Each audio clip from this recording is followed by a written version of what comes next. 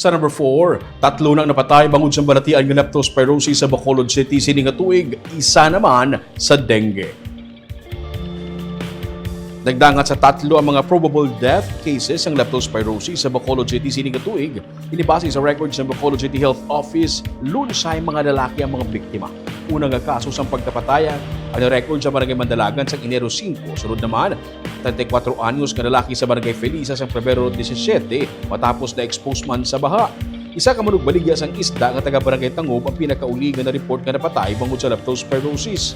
Samtang may isa na ka-probable death nga na-record ang CHO bangod sa dengue. Isa ka 8 ka tuig nga bata nga babae nga taga Barangay Villamonte ang biktima.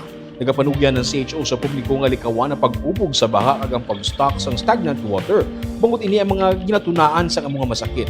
Kung makaubugid man sa baha o kundanaw, gilingon nga magpanghinaw kag magpangayo sa bulong sa pinakamalapit nga health center.